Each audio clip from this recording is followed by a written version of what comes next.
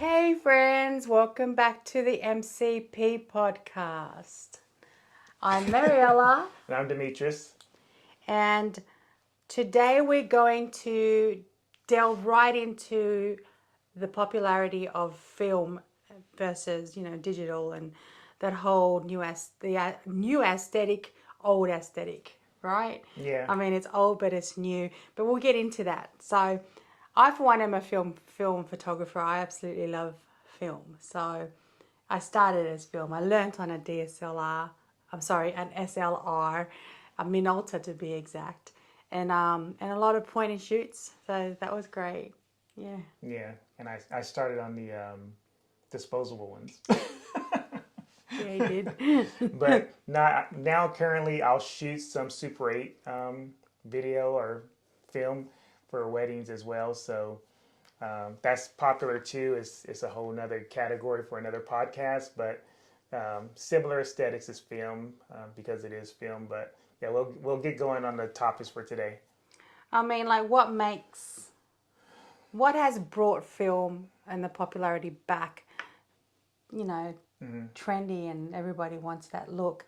I mean, I think everyone's dumping that whole very posed magazine, poised perfection kind of look. You know what I Yeah, like mean? this whole fashion. Yeah, the Fashion look. fashion style, editorial. You know what I mean? Because it's not everyone's comfortable doing that. Like, it's just I for one love capturing natural and I think everyone's catching up. So I'm like, woo, woo! Finally, people want to do what I do.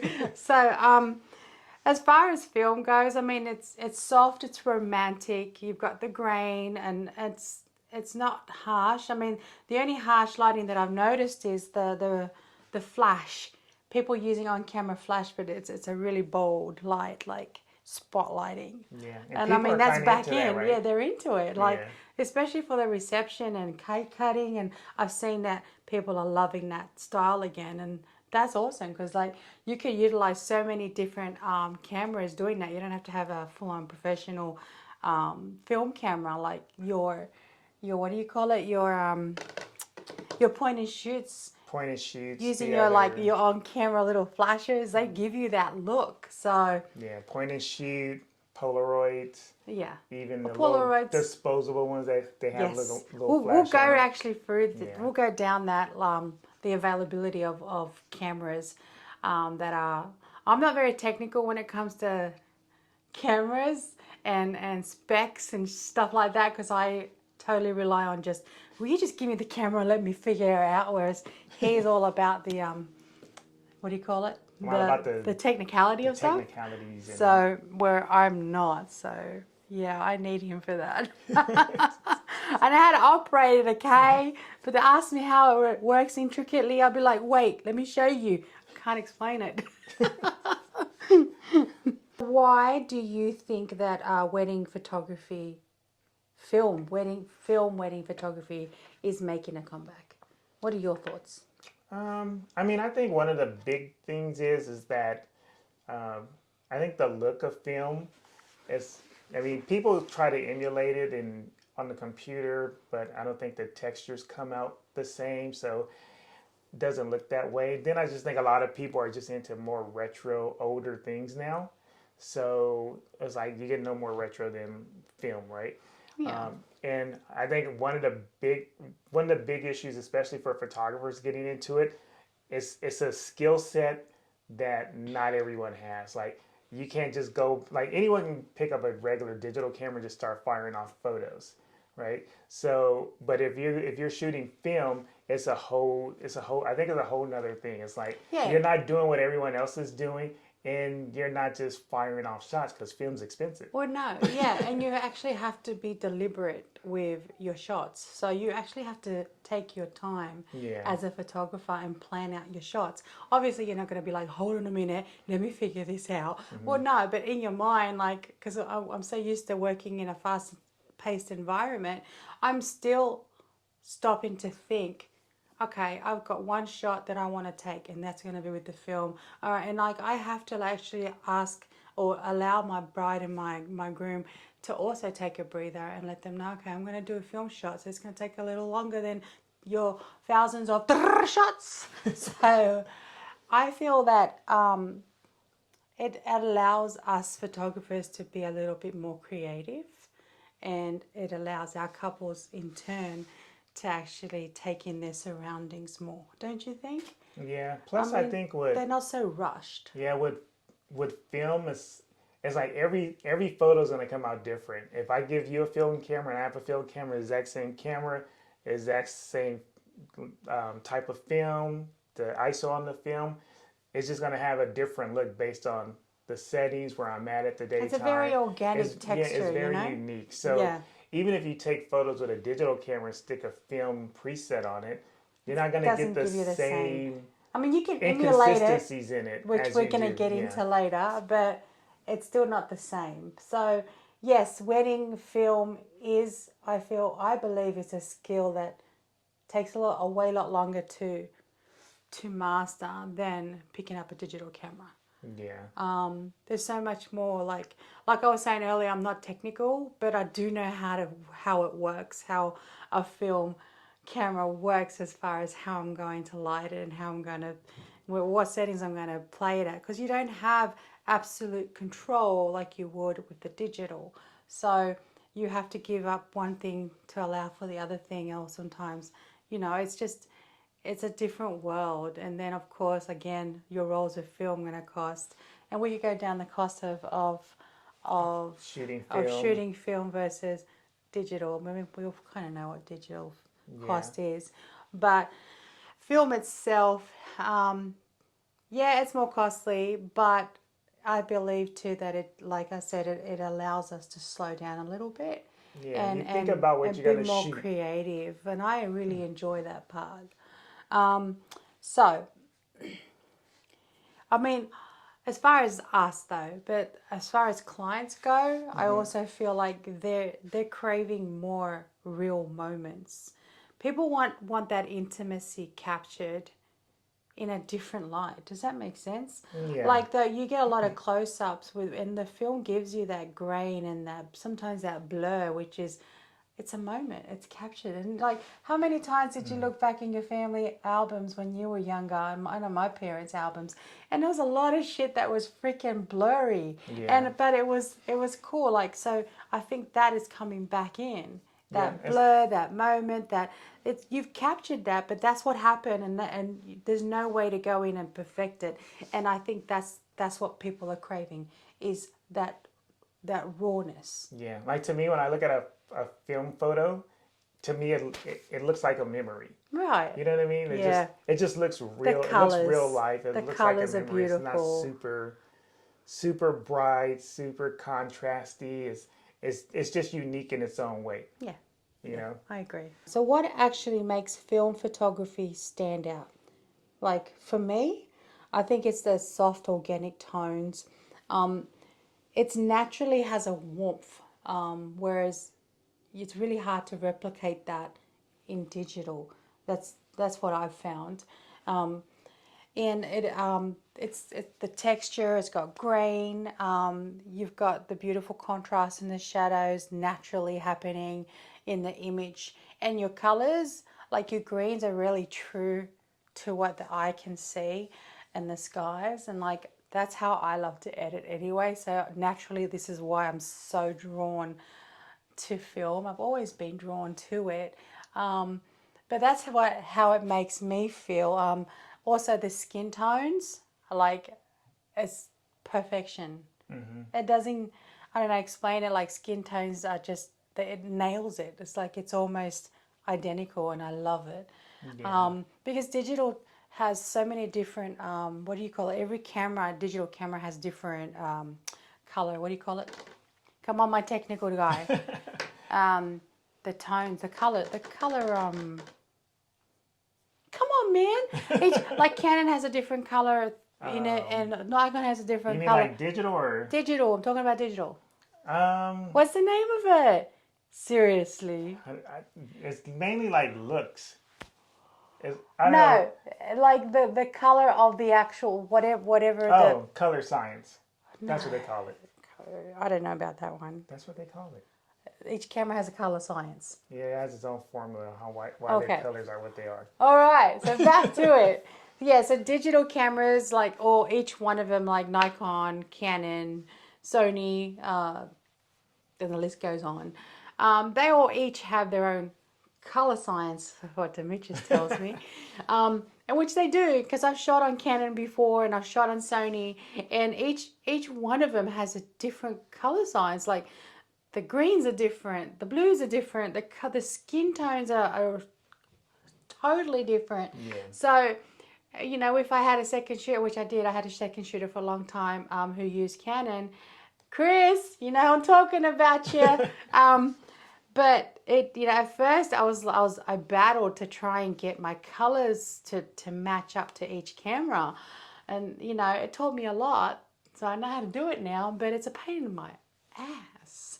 So, but it's part of the process and it's part of the learning, But back to film, I don't have to deal with that. That's what I'm trying to say. I don't have to deal with that.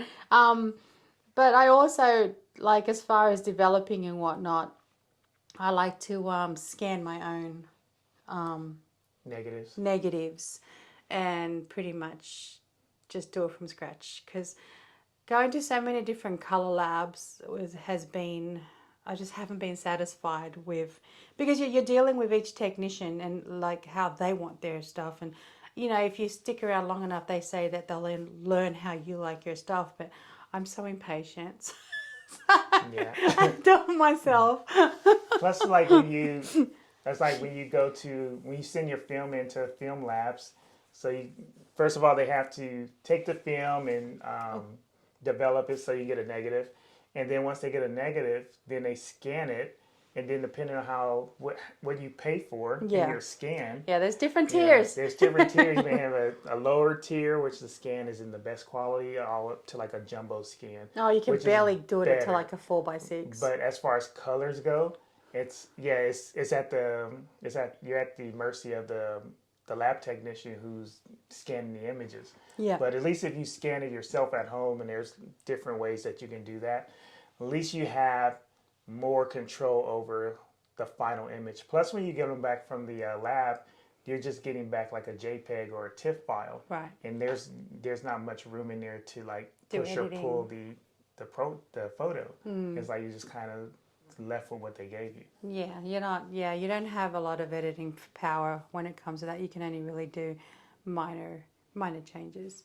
And then of course is the client who doesn't care about film, like, or is like, blah, I don't care, you whatever, give me the whatever. So not everyone obviously is going to go for the film look and the film photography, but in the past year I've found that I've gotten a lot of requests. So because of that too, I've come up with my own presets, and I've to find that balance between digital and film. So it wasn't too difficult for me because I was already editing to true to color to begin with, but it was just tweaking it to make it look more like my film versus film trying to look more like digital. So yeah. And I enjoy that more, to be honest. Like, as far as the wedding day and including, film, I got packages and that, pre-packages where we include anywhere from 3 to 5, film rolls. Or, you can customize and do 50-50, or you can do a whole day with film. But it's choices, and I like to give choices. So with that being said, it's the client also needs to know if it's going to be right for them, as well as you also need to know whether you feel comfortable doing that or if it's right for you. Because like, you got to ask yourself, do I like doing soft romantic images? Do I like doing true to color? Do I have the patience to go and learn a whole new camera and setting, and do I have the budget?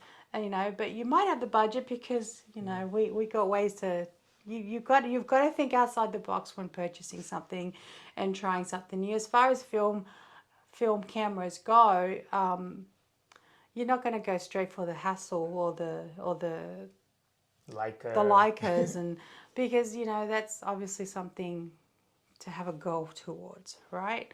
So you start with your smaller options, stuff that gives you a feel for it, right? yeah. Um, And like, there's a lot what's of your cheaper. suggestions? Because you're really good at the technical of the I mean, there's some cameras. cheap film cameras you can pick up. You can pick up some cheap Canon 81 cameras, probably used for a couple $100. Some older Nikons, of course, point and shoot cameras you can buy. You can buy them at thrift stores for 10, $15. Thrifting is my Yeah. jam. But with all that said, if you're going to start doing weddings with film, you have to realize also there's cons to that, as opposed to what digital gives people is a safety net. Oh yeah, that's it. If you have SD cards are cheap. You can fire off 5,000 photos in a day, and even if you're not the best photographer, more than likely you're gonna have a handful of photos that you can give to someone. But with film, I mean, you're looking at maybe like a 36 exposure of, like, say, a Portra 400 Kodak film that's gonna run like at least 13 or $14 a roll. Um, And and don't not every roll. expect. Don't expect every photo. I Don't I expect 36 I, photos I out of let that my roll. clients know that, say, expect 60% of that role to actually come out and be Yeah. yours.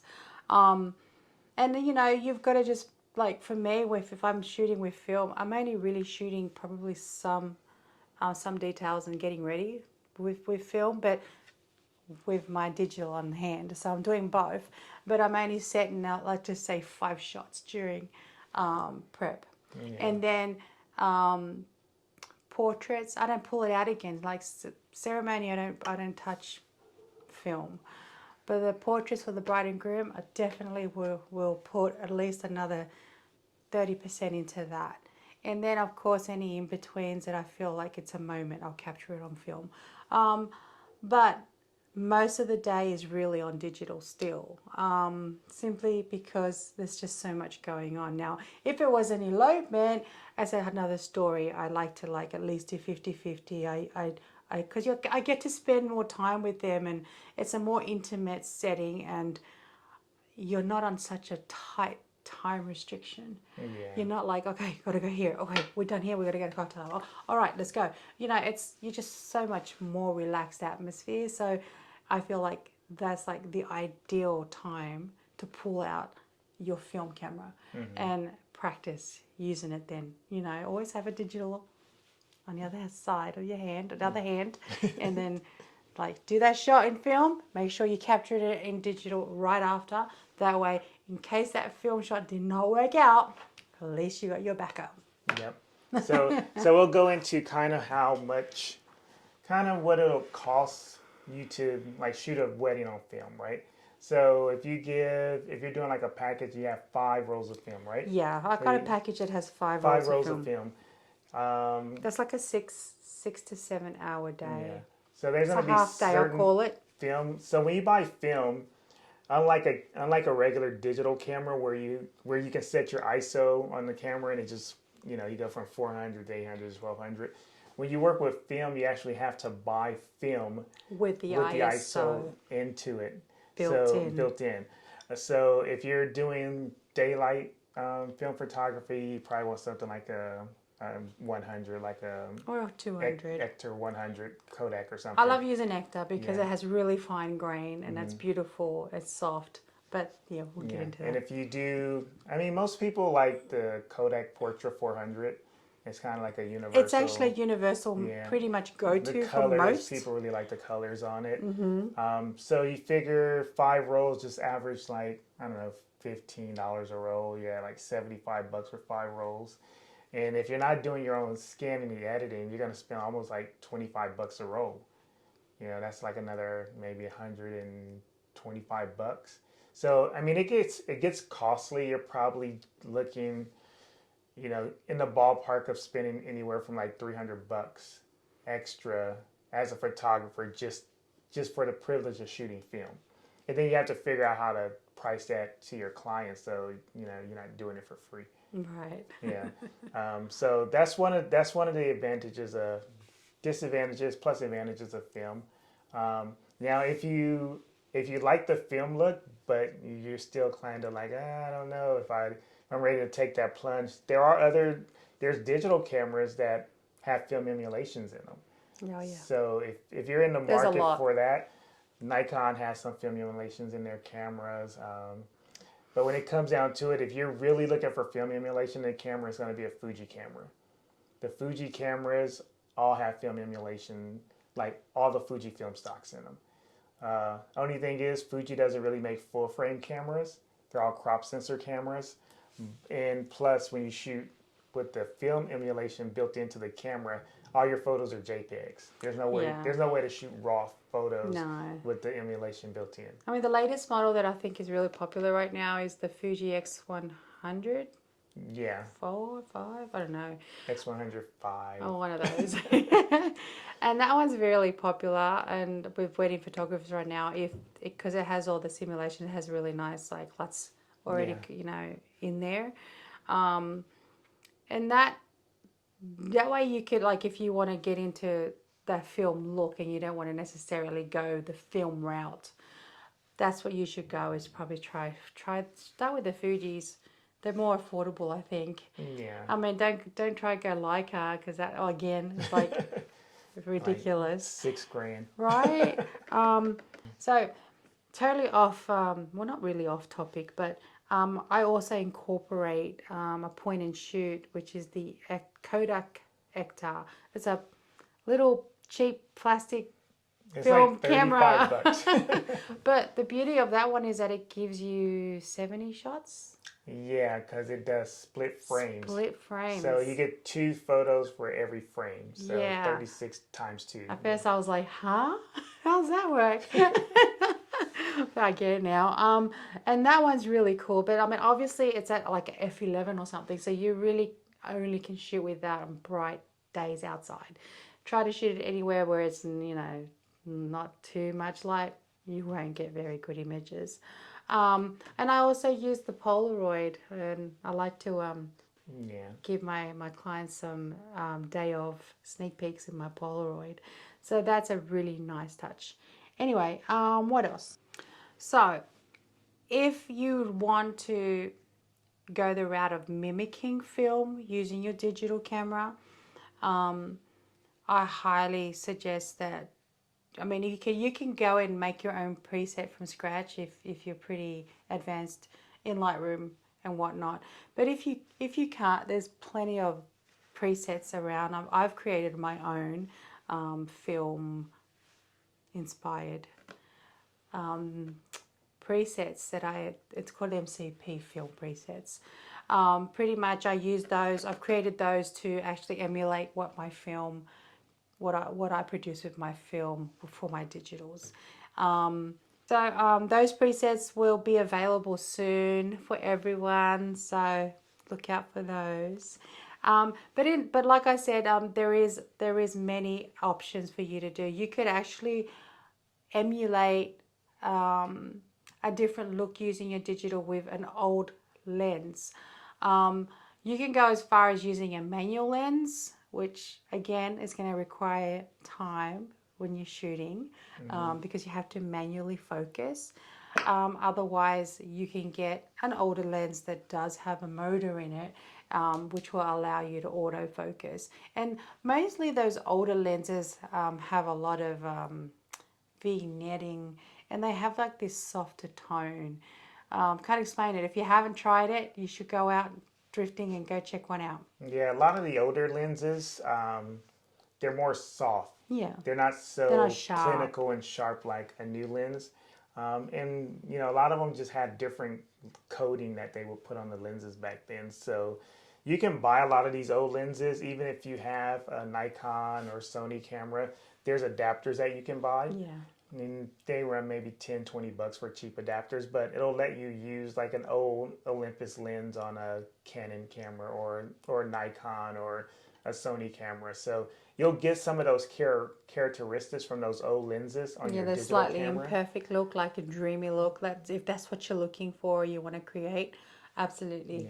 Yeah. Like do some create, be creative and think outside the box. You don't have to necessarily go out and buy a whole new bunch of gear. Like that's unnecessary, honestly, until you figure out what you want to do. And like we said, it's not for everyone.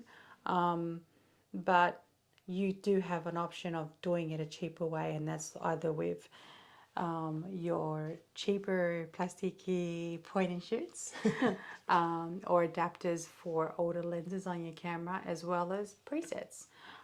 So yeah, I feel like that's. I mean, there's so much more we could cover, technically, but I'm not technical, so we might do another technical one with this man holding Maybe it I'll all, do a holding the fort. breakdown of all the different cameras. Yeah, because I suck at that. Like, no lies, I suck. But I'm good at shooting it. Okay, I can operate a camera. Anyway, so yeah, I think that's it. You got anything else you want to chime in that I've missed or?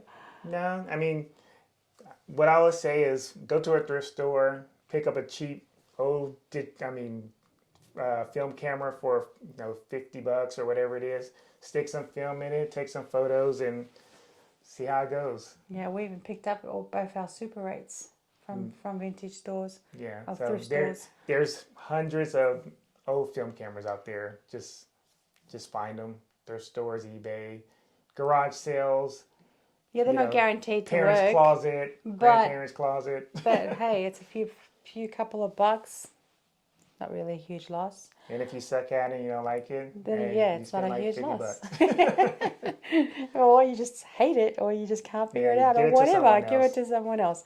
But just try it. That's how I say. Like, you can't say no. Don't say no to me unless you try it. It's just like with food. Someone's like, I'm like, have you eaten XYZ before? No. I was, do you want to try it? No. I'm like, really? You need to try it, then you can tell me you want to eat it or not. Yeah, that's, I guess, the culture in me. Like, no, you got to try before you buy it. All right, well, that's it for this episode. Let's see. Where can they find more information about you? On my website. What's the website address? MCPworkshops.com. And if you're in the market for wedding marketing for your photography business or any wedding business Marketing, marketing, photography, mentor, you marketing. can reach out to me at musemediahouse.com. Thanks, and we'll see you next time. Bye.